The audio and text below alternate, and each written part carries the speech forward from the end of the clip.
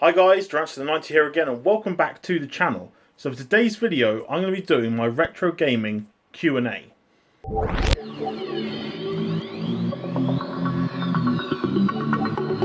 So I'm going to go through the questions that I've written down in my little book and we'll have a look and see. So the first question is from my mate Pash.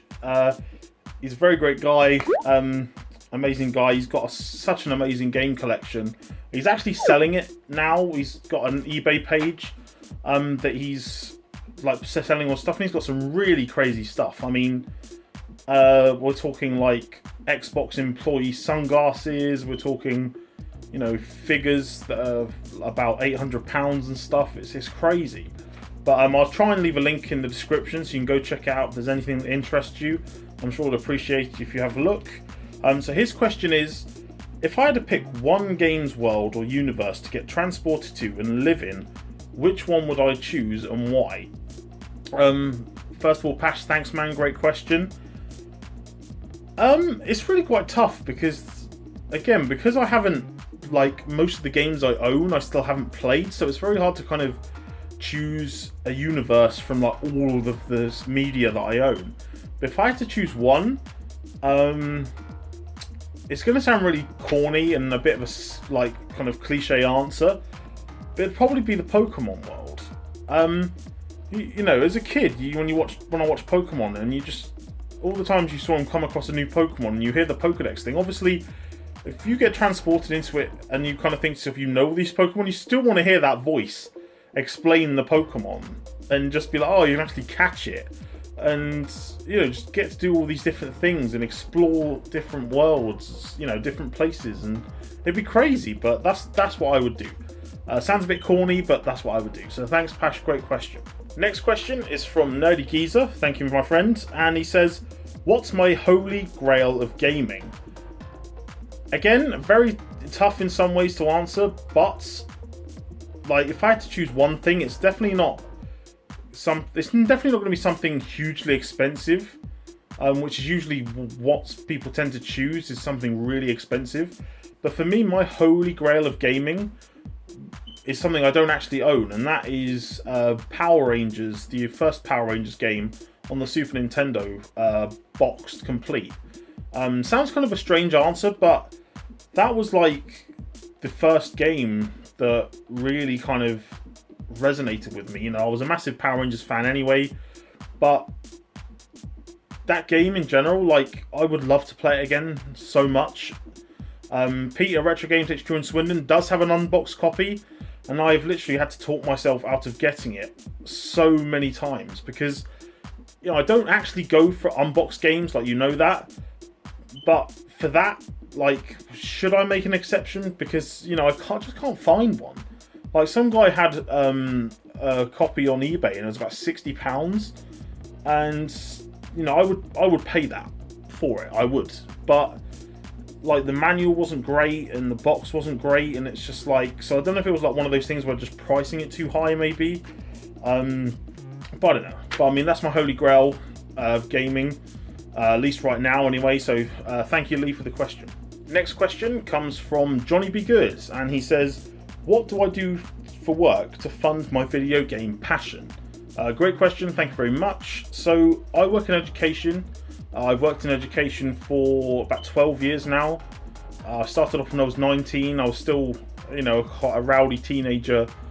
But you know, now I've matured a hell of a lot. I think, you know, when you work in education, you've got to, because, you know, it's such a, it's not like a hard profession, but it's a very demanding one, and I think that you have to, you know, I had to find out quickly that, you know, there's a lot to be expected when working in education. I remember one day when the really early days, we're talking probably in the first couple of months, I remember going in and I was wearing like this button t-shirt that I've had for many years, and it's got nothing but skulls all over it, and it was like, yeah, it's probably not what I should be wearing in a school when you've got people who are wearing suits and ties and stuff. It's like, not great. But yeah, you know, education, just being in it is, again, you know, it's helped me to do a lot. I was really into Yu-Gi-Oh when I first started education. I was still playing it a lot, so, you know, a lot of my money was going to Yu-Gi-Oh, but now it's definitely going to gaming more than anything else. So, and it's joy, and I absolutely love it. So thank you very much for the question. Next question is from Essex Retro Gamer, and he says, why did I start YouTube, and what am I looking to get from the platform? Thank you very much for the great question. So, I've always wanted to do YouTube, like I've talked about it for years, about wanting to do it. But it's been one of those things, like a lot of things in my life, I've just always put off and put off and put off. Because it's like, I've always been quite like the funny guy within my friendship group. Like, me and my twin brother are just like really funny guys, and I've always wanted to make, all the times we think in our head, you know, that would be so funny things to do. Like, there's a TV show called Touch of Cloth. If you haven't seen it, you've got to watch it. It's so funny. And they do some of the simplest, most, like, stupid jokes, but they're just, like, from the real kind of sense of humour that me and my twin brother have. And it's like, we have always wanted to do that kind of content. And it's like, I've always wanted to do it. And like, doing YouTube has helped me to do that. Like, the retro gaming thing is the main thing, but I've also liked to create things. Like, when I did my Try Not to Laugh, like, I had a lot of respect for a lot of the people that actually do Try Not to Laugh videos, because it takes a long time. Like, when I did mine, I had like a list of like 8 or 9 clips that I thought, like, together were going to be really funny. But it turns out that it literally made about a minute of footage. So in the end, my Try Not to Laugh turned out to be not that great, because I had to put a lot of filler stuff in, because it was like I thought of one thing and then thought, what can I put with it? And like some of it, like the White Castle advert and the Cheerios advert was kind of like, and then I got copyrighted on like some of the stuff I used, like the Doctor Who, and I can't remember what else, but yeah, there was so much I was. So I've always wanted to create content that makes people laugh, that people really enjoy. And I'm going to keep doing that. You know, I think it's something that I really want to keep doing. And I suppose what I want to get out of the platform is that I would love to do this full time as my full-time job. You know, I've worked in education for all this time. I really do love it. But if I could do this is my true love, is to create content that makes people laugh and you know, informative videos, stuff like that. You know, to do that full time would be an absolute dream come true. And, you know, I'm going to work my arse off to make that happen. And I think if you're the kind of person that wants to do that too, then, you know, don't just sit down thinking, oh, you know, I'm not sure if I can do it. You get up and you do it. So thank you very much for the question, Essex Retro Gamer. I appreciate it. Next questions come from RetroadUK, so thank you, my friend. So the first question is, favourite boss battle or villain? Now, a bit of a cliche answer again, but I've got to give it to Sephiroth from Final Fantasy VII. The whole game in itself was an experience alone, but with Sephiroth as the villain, it was such a deep journey throughout the whole game. And getting to that end point, you know, fighting his different forms, and, you know, it was so incredible. And, like, and as an accomplishment, I suppose, like, I did beat him first time. Like, I never actually lost to him, but, like, I know that he's only as strong as you are. I think that's right if I remember. Like, he's only as strong as you. So, you know, I think that's because I didn't grind, like, through it. I didn't grind levels, and like I know most people do that in Final Fantasy games, but I didn't, because I think it's because I wasn't 100% going to do it until the very end, or like I didn't think about it until the very end. And obviously there's no point, you know, when you get to that point where, you know, you're at the point of no return, where it's just like you're not going to go back and try and grind now, are you? So I just didn't bother. I really wish I had, but I didn't, so what can you do? But you know, I was really happy that the boss battle was so, like, climactic, and it was amazing. You know, definitely an amazing experience, especially being my first Final Fantasy experience. So great question, Ed. Next question is, if I was on a desert island, I could only have one console and 2 games, what would it be? So that is a very tough one, because, again, like part of me thinks I should have done this video later down the line, but maybe I'll do a second one later down the line when I've played a lot more games. But if I had to choose 2 and 1 console right now, I think that I would probably choose to take a PS1, and I would take the original WWF SmackDown game, because like, I love that game to death. Like, I've played it so many times in my life. That game was the reason I bought PS1 in the first place. And, you know, the season could go on forever. You could do seasons with so many different, you know, every character, and have different things happen, and different championships and all that other stuff. So that's definitely something I'd be interested in. And there's so many combinations that you could do as well. So, and, you know, I love it so much, and it just wouldn't get boring for me. And the second game that I probably would choose for the PS1, again, another cliche answer, and I know I've already talked about it, but it would probably be Final Fantasy VII. As my first experience of a Final Fantasy game, it was impeccable. I loved it so much, and after finishing it, I found out there was so much stuff that I didn't do. Like, I didn't get certain materias, like Knights of the Round, which and it's like thinking about stuff that I never even heard of and knew about, and I didn't get all the Ultima moves and stuff like that, and it's just like, there's so many things that I missed out on, and I really wish, like, if I took it to a desert island, I'd want to then, like, learn that game like the back of my hand, and literally, you know, so absolute learn it to death, and just be able to be one of those people who've been so knowledgeable about it that people will ask you about it and just go, oh yeah, you just got to do that, or you've just got to do this. You know, be someone who's really knowledgeable about it. So those are the 2 games I would choose, and definitely the PS1, obviously, to take with me. So really good question, Ed. Thank you very much. You did also ask me another question, Ed, which is my favourite video game series. But with all due respect, I'm not going to answer that question yet. I will do that in a future Q&A video, just because there's so many series I just haven't played, like Bioshock, Mass Effect, Devil May Cry. You know, there's just so many series that I haven't played, and, you know, my answer is hardly an answer right now, because there's no games that I've played like all the games in that particular series to even say, oh yeah, that's good. That's my favourite game series. So thank you very much for the question, Ed, but I will use it in a future video. So thank you very much, my friend. Next question is from Sega Blocks, and they said, what console do you feel is super underrated or didn't get the love that it deserved? Now, as I've started collecting, like retro gaming collecting, like, I definitely feel that even with like all the stuff I have, I've probably got to give it to the PSP. Now, as I said in my recent pickups video, I absolutely love the PSP.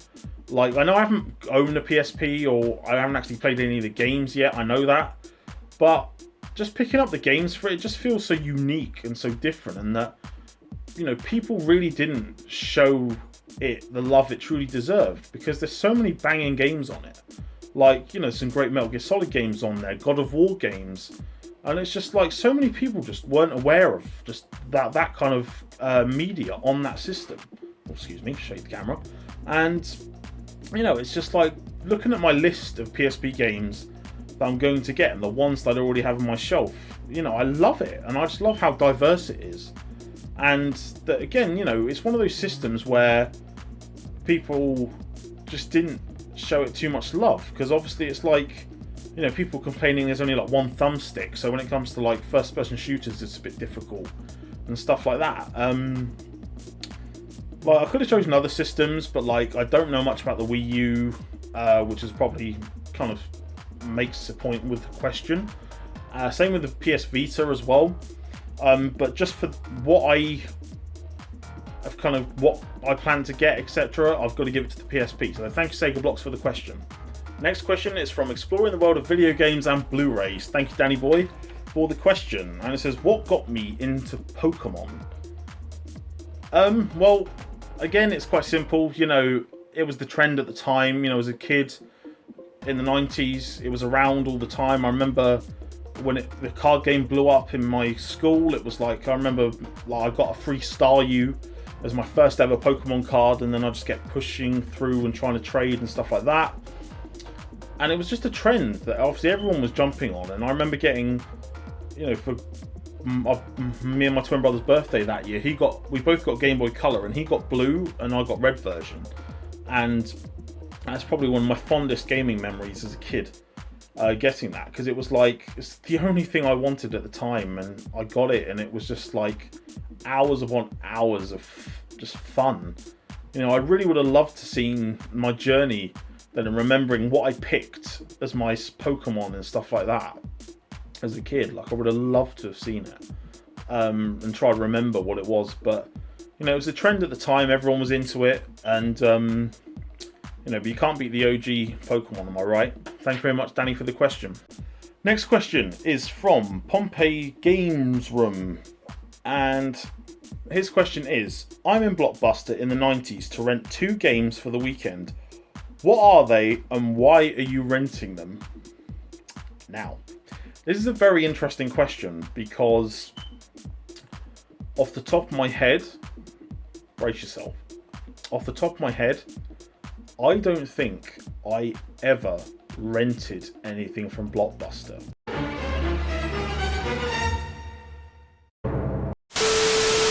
No, calm down. Calm down, everyone.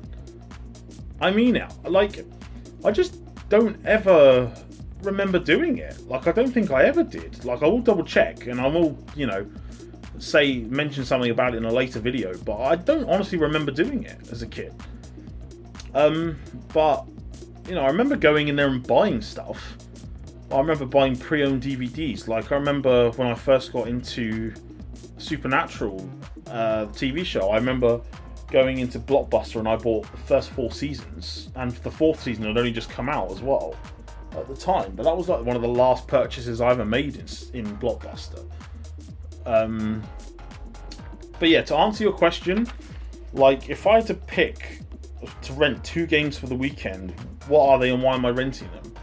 I think I would have to choose, thinking about what I have now that I didn't have back then.